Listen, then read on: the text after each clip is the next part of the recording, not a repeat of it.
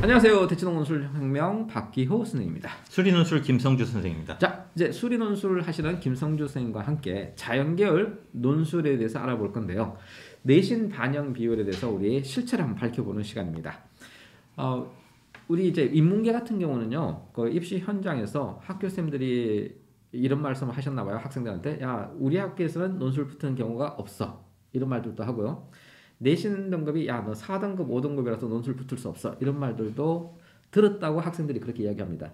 그럼 이제 제가 막 점수표를 보여주면서 아니다 이렇게 이야기하는데, 혹시 자연계 논술을 지도하실 때 그런 얘기들을 혹시 듣고 현장에서 그런 얘기를 들으셨는지? 사실은 문과보다 더 많이 듣습니다. 왜요? 근데 가르치는 입장에서 볼 때는 그 말에 동의하기가 참 어려운데 그런 얘기가 보편적으로 가장 많이 들리는 건 맞아요. 자, 그러면 그런 얘기를 왜 하게 되는지 한번 이유를 한번 밝혀볼게요. 일단 실체가 뭔지 한번 살펴봅시다. 화면을 볼까요? 네.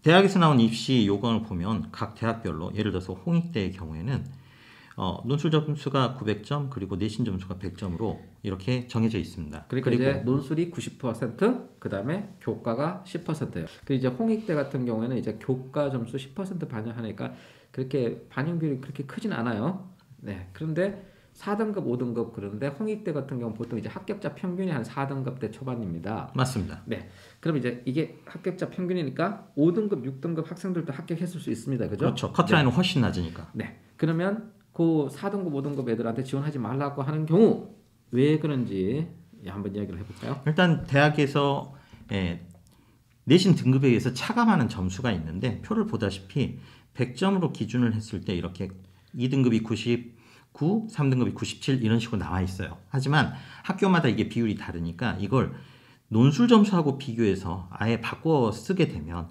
논술 점수 900점에 2등급이 차감되는 점수가 0.9점, 3등급이 차감되는 수가 2.7점 이렇게 됩니다. 그러니까 이게 3등급인 학생이 내신 3등급인 학생이 2등급인 학생을 따라잡으려면 논술로 2.7점을 더 받으면 되는 거잖아요. 2.7점 더 받으면 1등급을 따라잡죠. 그렇군요. 네. 1등급을 따라잡는 거군요. 네, 맞습니다. 네. 논술 점수로 예를 들어서 5등급인 학생은 전체 9점을 깎이게 되는데 지금 딱 보다시피 이게 1%입니다. 논술 점수로 따졌을 때. 결국은 5등급이 차감되는 점수 자체의 1%를 커버만 할 수 있다라고 할 것 같으면 1등급도 이길 수 있다는 얘기가 되는 거예요. 근데 이제 1등급이 내신 1등급인 학생이 홍대 논술로 지원할 리는 없잖아요. 안 하죠? 그렇죠. 네. 보통 이제 지원을 하면 한 3, 4등급 학생들이 지원하지 않나요? 맞습니다. 2등급만 돼도 홍대는 교과가 합격으로 되니까. 맞습니다. 네, 그럼 3, 4, 5등급이 지원을 하게 되겠군요. 그렇죠. 더 밑에도 물론 지원할 수는 있지만 대부분 이 표를 자세히 우리 학부모나 학생들이 읽을 때 뭘 좀 유의해서 보면 좋냐면 점수 차가 급격히 벌어지는 순간이 있어요. 몇 등급부터 벌어지죠? 지금 예를 들어서 홍익대 같은 경우에는 5등급하고 6등급이 4점 정도 차이 나는데 6등급하고 7등급에 까이는 점수가 23점 차이가 납니다. 이 얘기는 무슨 얘기다? 7등급은 오지 마시라. 이런 얘기가 되는 겁니다. 7등급은 붙을 가능성이 없다 이거죠? 없다는 얘기입니다. 거의. 그러니까 6등급도 따라잡지 못할 것이다. 6등급까지는 따라잡을 가능성을 열어두는 거죠. 모든 대학이. 6등급까지는 논술 지원해도 된다. 그렇습니다. 근데 이제 보통 이게 학교에서 뭐 내신 4등급, 5등급인데 너 논술 지원하지 말라는 얘기는 내신 반영 비율보다는 그 학생의 수능 체제를 못 맞출까 봐 그런 거 아닐까요? 거의 대부분 그렇다고 할 수 있습니다. 작년에 서강대만 하더라도 수능 최저 때문에 실제로 원서내는 학생 비율, 응시하러 온 학생은 17%밖에 안 나오는 학과도 나왔어요. 그러면 수능 체제를 맞출 수 있고 그리고 자연계 같은 경우 수학을 잘한다면 수학만 잘하고 다른 건 못하는 학생도 있을 거 아니에요? 완전히 무시하고 지원해도 됩니다. 그렇죠? 맞습니다. 그러면 내신은 생각하지 말고 맞습니다. 내신 5, 6등급 나와도 생각하지 말고 수능 체제랑 수학만 잘한다면 지원해도 된다는 이야기죠. 그렇습니다. 근데 수능 체제 없는 대학도 있잖아요. 네, 지금 건국대 같은 경우에는 아예 시립대죠. 시립대하고 건국대는 아예 100%. 논술 100%고 네네. 네. 시립대하고 가톨릭대가 그렇죠. 네, 그렇습니다. 그 이야기 좀 해볼까요? 네, 같은 기준으로 보자면 시립대가 700점 만점일 때 등급이 이렇게 까이는 점수가 2점, 2점, 2점, 2점 이렇게 가죠. 자, 요거는 이제 논술 점수를 가지고 내신 교과 점수로 환산했을 때입니다. 환산 점수죠. 네. 그런데 갑자기 6등급이 까이는 점수가 내신을 논술 700점으로 환산했을 때 21점으로 확 늘어버립니다. 이 얘기는 똑같은 얘기죠. 6등급 이하는 시입대 쓰지 마세요. 라고 얘기하는 겁니다. 근데 카톨릭대 같은 경우에는 700점 만점에 7등급이 까이는 점수가 12점이에요. 무슨 얘기다? 가톨릭대는 정말로 내신 신경 쓰지 않겠다는 얘기죠. 그러면 가톨릭대는 수능 체제도 없고 내신도 그렇게 반영을 하지 않으니까 사실 뭐 7등급인 학생들까지 지원해도 된다. 다만 네가 수학만 할 수 있다면. 맞습니다. 이런 내용이죠. 아예 보지 않겠다는 이게 메시지고. 네. 시립대는 야 수능 체제는 없어. 그런데 야 내신은 그래도 네가 한 5등급까지는 들어와야 되지 않겠니? 맞습니다. 그리고 수학을 잘 푸는 애들이 와서 논술을 해라. 뭐 이런 메시지가 되는 거죠. 네, 그렇죠. 이 표를 나중에 자세하게 모든 학교 걸 4월쯤에 다 확정이 되면 올려드릴 텐데 그걸 보면서 급격히 점수를 많이 까는 등급 이하는 쓰지 말라는 메시지로 이해하시면 됩니다. 자, 그러면 일단 이게 교과를 반영하는 대학들이 이제 홍익대가 10%고 시립대와 가톨릭대는 반영하는 비율이 교과 30%인데 네. 30%인데도 불구하고 반영 비율은 되게 약하다. 맞습니다. 그래서 7등급도 지원해도 할 수 있다.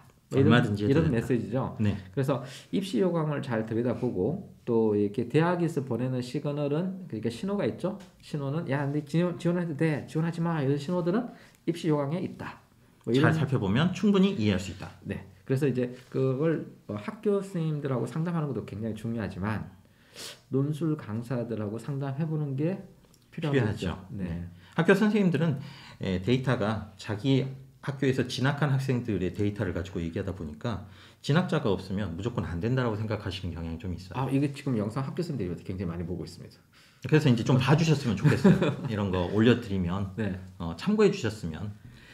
대부분은 결국은 수능 최저를 못 맞춰서 아예 잘리는 경우지 내신이 안 돼서 못 가는 학교는 그렇게 없습니다. 그러니까 이제 그 담임쌤들 입장에서는 그런 고민이 있었을 거예요. 얘가 논술 붙을 수 없는 깜냥인데 야, 완곡하게 돌려서 말씀하시는 거죠. 보통은 그게 맞다고 야, 봐야죠. 너 수학을 못하는데 뭐 수리 논술 어떻게 지원하냐 이렇게 까놓고 말을 못하니까 야, 네 정도 내신이면 안 돼. 아니면 우리 학교에서 붙은 사례가 없어.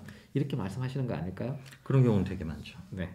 자, 그래서 수시 원서 접수를 할 때 반드시 논술 전형을 지원하겠다 그러면 논술 전문가들하고 상의를 한번 해보시고 그리고 학종으로 가겠다 그러면 학종 전문가들하고 상담을 해보는 게 맞겠죠? 그게 맞죠. 네. 자, 그러면 이제 김성주 선생님께서는 오랜 세월 동안 우리 한 20년 넘게 수리 논술을 가르쳤잖아요. 그러면 학생들과 학부형들한테 강력한 메시지 한번 주신다면 논술은 논술로 평가받을 거다. 내신은 크게 신경 쓰지 마시라. 그리고 수능으로 한 사실 몇 등급 정도 할 수 있어야 수리 논술을 잘 풀 수 있나요? 경험상으로 볼 때는 3등급까지는 강추입니다. 3등급이 어떤 학교를 지원하면 되나요? 3등급 정도로 지원할 수 있는 학교가 굉장히 폭이 넓어요. 우리가 최상이라고 얘기하는 학교를 제외하고는 거의 다 지원할 수 있습니다. 자, 그럼 잘 모르는 사람 입장에서 한번 물어볼게요. 서강대, 성대 이 정도면 3등급이 되나요? 3등급을 가지고 합격한 학생이 있으니까 해보라는 얘기죠. 그 이제 평소 실력은 그래도 그보다 더 나오는데 수능 3등급이 나온 케이스도 있겠군요. 네, 망해서 그렇게 되는 경우도 있어요. 그렇죠. 그러면 그냥 평소 실력이 그냥 3등급을 쭉 유지한 학생들 같은 경우는 어느 정도 학교가 지원하면 좋을까요? 뭐 중앙대, 경희대? 중앙대, 경희대 약간 상향한 거지만 저는 꼭 지원해보고 네. 지원해보고 그 다음에 수원대나 내지는 수원대. 네네. 우리가 간편 논술을 보는 학교는 반드시 지원해야죠. 그럼 이제 우리 간편 논술이 그 약술형 논술이잖아요. 맞습니다. 네, 그럼 3등 약술형 논술을 보는 친구들은 자연계에서 수학 3등급, 3등급, 4등급, 4등급, 5등급. 5등급도 되는군요. 네. 그럼 3, 4, 5등급인 학생들은 약술형 논술 대표적으로 가천대, 수원대, 고려대, 세종, 맞습니다. 네, 이런 대학들을 지원해 볼 수 있고 올해 또 서경대가 추가로 교과 전형이면서 논술로 보는 거죠. 네네. 그런 데를 지원해 볼 수 있겠군요. 지원하니까 아주 강력하게 추천하는 학교들이죠. 네. 자, 오늘은 여기까지 하겠습니다.